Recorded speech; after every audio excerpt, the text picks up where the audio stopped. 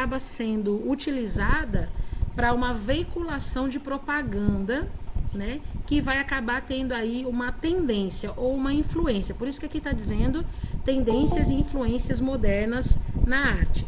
Gente, é tendência porque se torna modinha.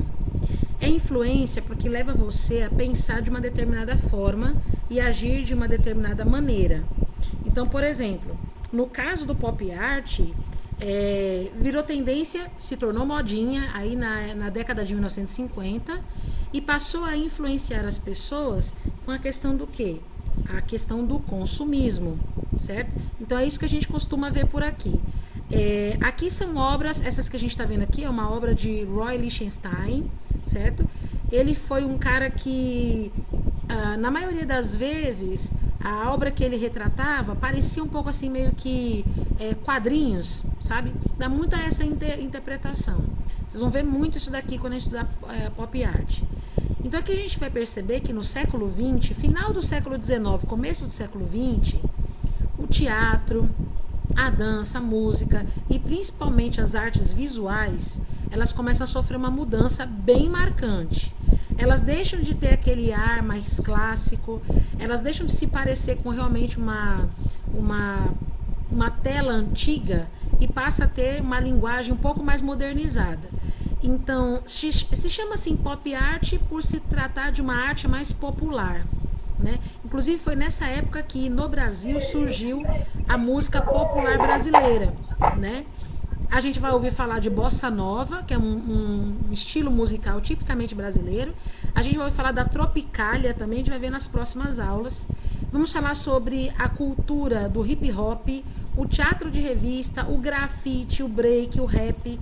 Tudo isso a gente vai ver nas próximas aulas, tá bom? Mas hoje nós vamos focar aqui as tendências do pop art, né, como uma expressão moderna do século XX.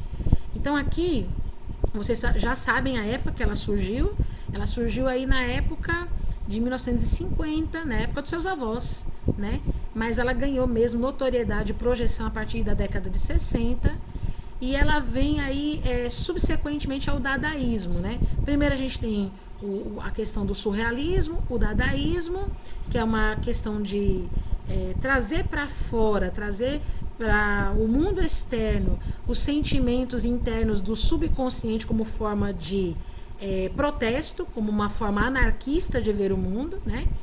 E aí, em contraposto àquela questão erudita, antiga, clássica, a gente tem a cultura popular, certo? Então a cultura popular ela vem para mostrar ao povão aquilo que o povão quer ver, certo? Então ela vai incentivar, ela vai influenciar o povão a se comportar de uma determinada maneira. Então o termo pop nada mais é do que a abreviação de popular, né? Ou seja, é da população, é do povo, né? E foi utilizado pela primeira vez por Lawrence Holloway em 54, né? Para se referir a esses artistas, né? Que na verdade se tornaram ícones, né? Ícones da cultura em massa. Quando você fala em massa, você está falando de população, de povo. Então você tem que agradar o povo. Então essa arte ela se preocupa em agradar você que está assistindo, né? Está assim com a intenção de trazer aos seus olhos os seus desejos, né? E as suas vontades. Se bem que tem algumas coisas assim que eu sinceramente não compreendo muito bem, como por exemplo esse quadro aqui, né? Chamado As Latas de Sopa Campbell de Andy Warhol. Eu realmente não conheço, não consigo inteirar, não consigo entrar na cabeça do Andy Warhol, não consigo entender o que ele quis dizer ao pintar 32 latas diferentes de sopa dentro de uma tela, né? Eu não consigo entender o motivo, mas é uma tela muito conhecida, né? Posso dizer que isso aqui é um trabalho de serigrafia, né? Porque é uma representação onde você vai... hoje em dia a gente poderia dizer é o Ctrl+V e o Ctrl+C, né? O copiar e o colar, né? Ctrl+V, Ctrl+C, Ctrl+V, Ctrl+C é o copiar e o colar, mas naquela época não tinha Ctrl+V, Ctrl+C. Então isso aqui foi feito à mão, né? Com cores bem intensas, bem vibrantes, né? Para reproduzir o quê? Produtos da indústria, né? O Warhol também já fez aí uma tela parecida aí com a Coca-Cola, com hambúrguer, com lata de sopa, com sorvete, com um monte de coisa. Ele reproduz várias vezes a mesma imagem numa tela. Por que que ele faz isso? Se você me perguntar, a tia Patrícia não sabe te dizer. Eu só sei te dizer que ele vai trazer aí produtos industrializados como uma maneira talvez aí de incentivar talvez o consumismo, na minha opinião, né? Porque eu realmente é um artista do pop art que a minha mente não consegue compreender. Todos os outros artistas eu consigo compreender, mas essa cabeça dele eu não consegui compreender ainda. Então, quando a gente falar para vocês cultura de massa, a gente está falando de algo que está sendo produzido para alcançar o maior número possível de indivíduos. O Warhol não conseguiu me alcançar, eu não consegui sentir a alegria de ver uma tela de pintura aí feita de sopas em lata, né? Isso aí não me chama atenção. Na página 4, né, vamos dizer assim, opiniões à parte, né, a gente tem aqui um fragmento de uma inscrição falada aí por Will Copperts, que diz assim: o poder da obra estava em sua frieza desapaixonada, comunicada pela aparente ausência da mão do artista. Sua natureza repetitiva parodia os métodos da publicidade moderna, que pretende se infiltrar na consciência do público. Olha que interessante isso. Infiltrar na consciência do público para dominar, persuadir, bombardeando-nos com múltiplas exposições à mesma imagem. Eu acho que isso aqui me dá uma ideia de que o Warhol queria fazer. Com a estudada uniformidade de suas latas de sopa Campbell, Warhol está também contestando a convenção de que a arte deve ser original.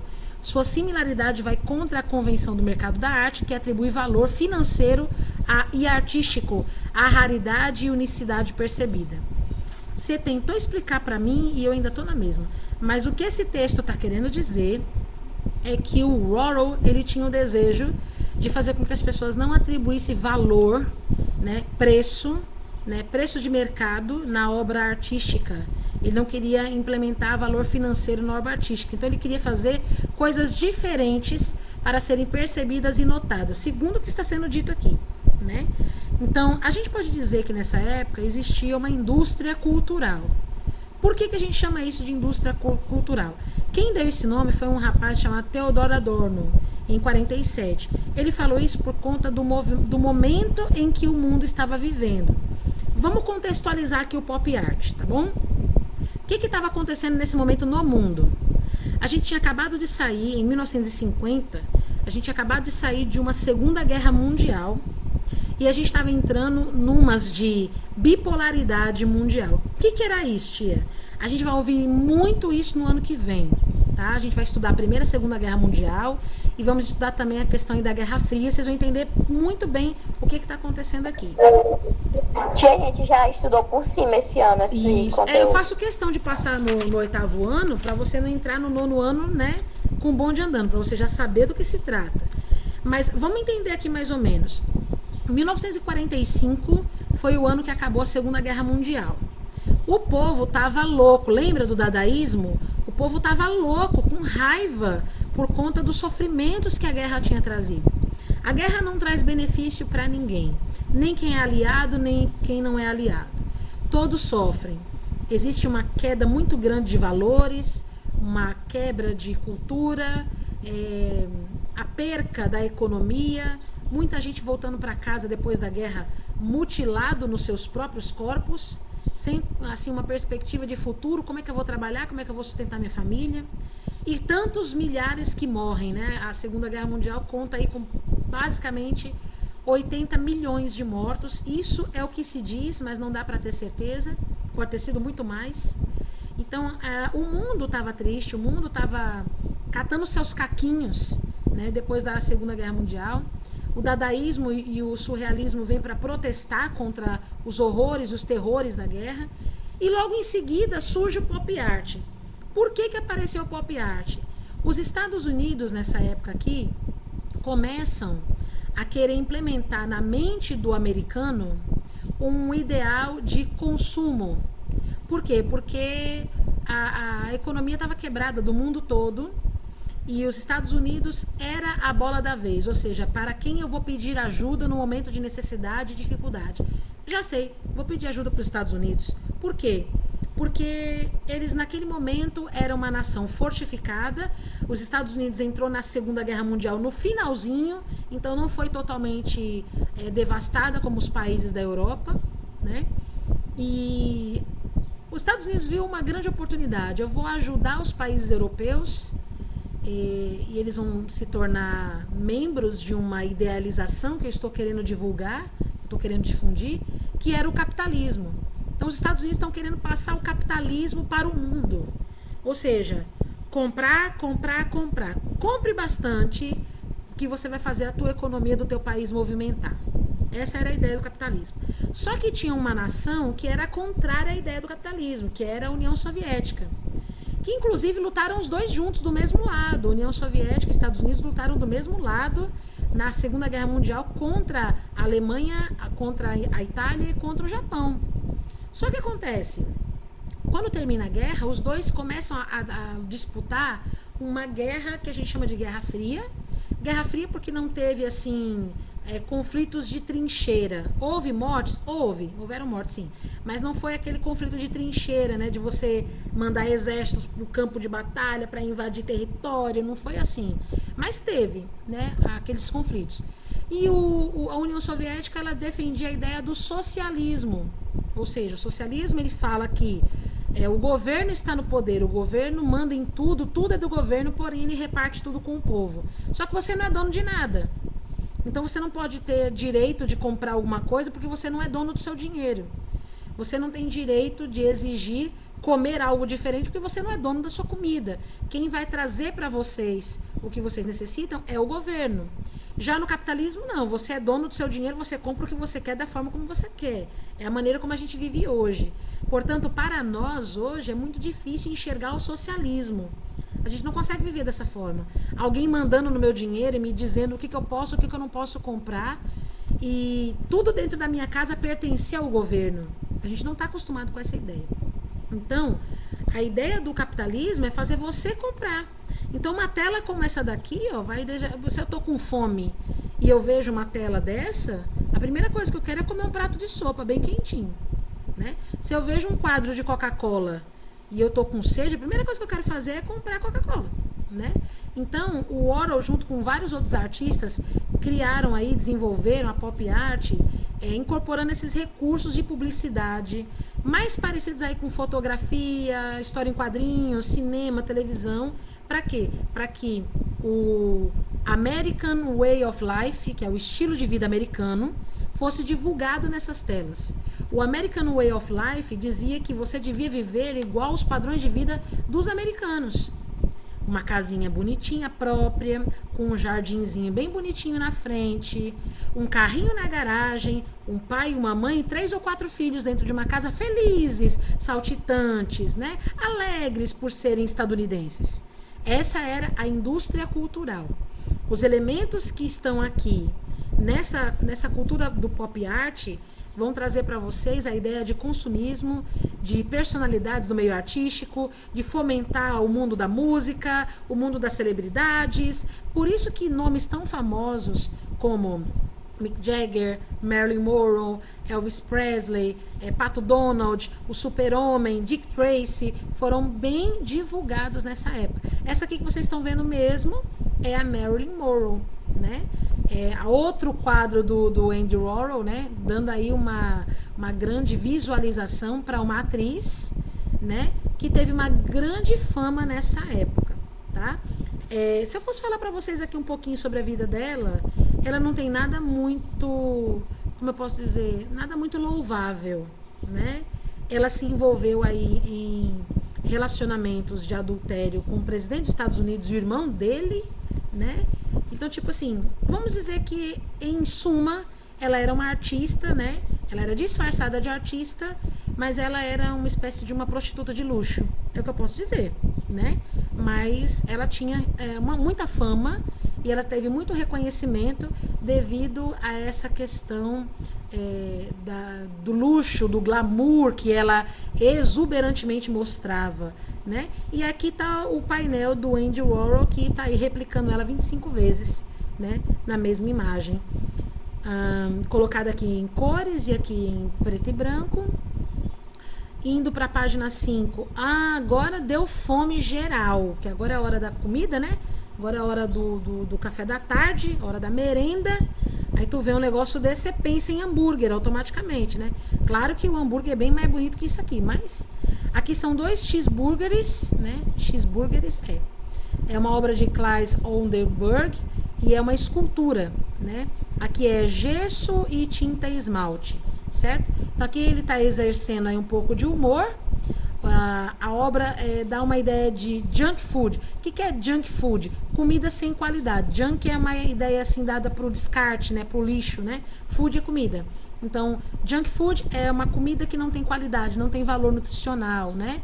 E isso aqui é muito divulgado no pop art, né? Então o espectador, quando você olha, ele tem vontade de comer escultura. O que eu acabei de sentir vontade de comer essa escultura, né?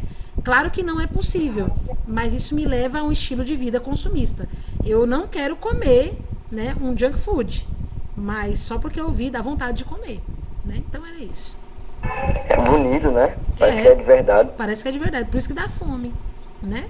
Aqui é a bandeira dos Estados Unidos, né? Feita por quem? Por Jasper Johns, né? Ele reproduz a bandeira dos Estados Unidos como um objeto que, para o estadunidense, é um objeto onipresente.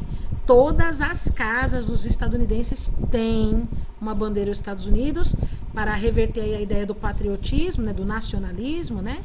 Então, essa obra aqui ela é feita com pedaços de jornal, né?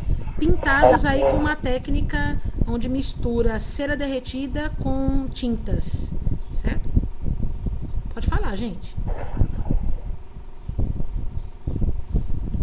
Esse disco aqui vocês conhecem? Parece um pouco com a de hoje em dia, mais ousada, né, do que a arte de antigamente. Sim. Que o que era clássico. Sim. Mais parecido com o que a gente está acostumado agora. É verdade. Você vê que a gente está tirando... Isso, a gente está tirando o pezinho do clássico, né? E estamos indo pro arrojado, né? Estamos quebrando tudo, né? Sentando o pau da barraca. Aqui a gente tem o quadro dos Beatles. Quadro não, né? Isso aqui é a capa de um dos CDs dos Beatles. Agora deixa eu saber qual é o nome do CD, se tá aqui. Aqui, ó.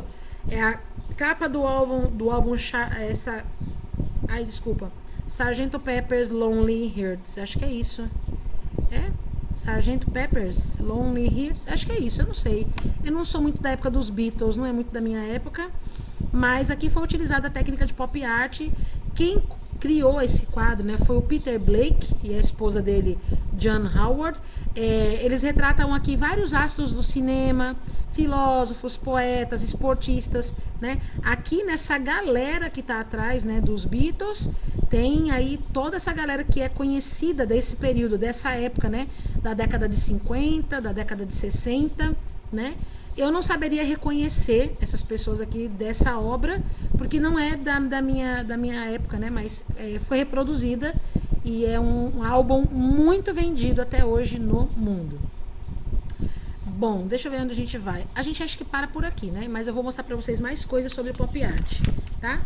Já eu volto para explicar para vocês aqui a nossa atividade de casa, mas eu vou com vocês um pouquinho aqui, dar uma olhadela o que o senhor Google pode me mostrar do pop art para vocês também verem. Deixa eu só me situar aqui na hora para eu não prejudicar vocês. Então vamos lá. Eu tô aqui no Google, eu vou digitar pop art. Opa, vocês estão vendo aí? Entendi. Então pensa numa galera que tá acabando de sair aí dos problemas da guerra, né? E aí a galera começa a utilizar a arte para poder divulgar, né, o consumo. Olha isso aqui, ó. Tá vendo? A gente tem aqui um quadro, ó, produzido com celebridades. Esse é Charlie Chaplin, Michael Jackson. Aqui deve ser a mesma Marilyn Monroe. Aqui a lata de sopa. Aqui a gente tem a tampinha de Pepsi, né? E aqui a gente tem algumas obras de Roy Lichtenstein. Ele utiliza, não sei se você consegue ver a textura que ele faz aqui nessas imagens. Ele coloca vários pontinhos, né? para dar a impressão e a ideia, né, de pele. Dá para vocês verem daí? Dá. Pronto. Dá, tia. Aqui, ó, é Dick Tracy, se eu não estiver enganado. E aqui na pele deles também é uma série de bolinhas. Aqui também. Olha a Marilyn Monroe aqui de novo. A Marilyn Monroe teve uma projeção muito grande nessa época, reproduzida em várias obras, né? E até hoje ela é muito reconhecida. Deixa eu ver o que mais que a gente tem aqui de pop art. Aqui, ó, Michael Jackson, né? Esse aqui foi um dos símbolos que foram utilizados aí para expressar a anarquia nessa época. Inclusive, os Rolling Stones acabaram pegando essa marca e se tornou aí, vamos dizer assim, a logomarca da banda, né? Rolling Stones. Deixa eu ver o que mais a gente tem aqui. Essa aqui é a imagem do... como é que é o nome dele, meu Deus? É um artista brasileiro. Eu esqueci o nome dele. É não sei o que, Brito. Eu esqueci o nome dele. Que ele se envolveu até numa polêmica agora essa semana, né? Porque a mulher foi lá e quebrou uma obra de porcelana dele. Eu esqueci o nome dele agora, mas é Brito. Romero Brito. Romero Brito? Eu acho que é Romero Brito. É ele mesmo que eu vi no Instagram. Pronto. Ele foi. Eu não sabia nem que ele era vivo. Ele é vivo, ele tem uma. Como fala? Não é um museu que a gente diz. Ele tem um ateliê, eu acho que é assim que chama. Ele tinha ido na Europa tomar café num restaurante. Parece que ele maltratou uma pessoa lá, um funcionário, exigiu desconto, né? Ele fez alguma coisa nesse sentido. E aí a dona do restaurante veio para o Brasil só para comprar uma peça de porcelana de 26 mil reais e quebrar no chão em protesto, dizendo: não preciso de você para nada, você maltratou, quebrou na frente dele. Tem um vídeo, se você procurar no YouTube, tem um vídeo. Aqui também obra de pop art.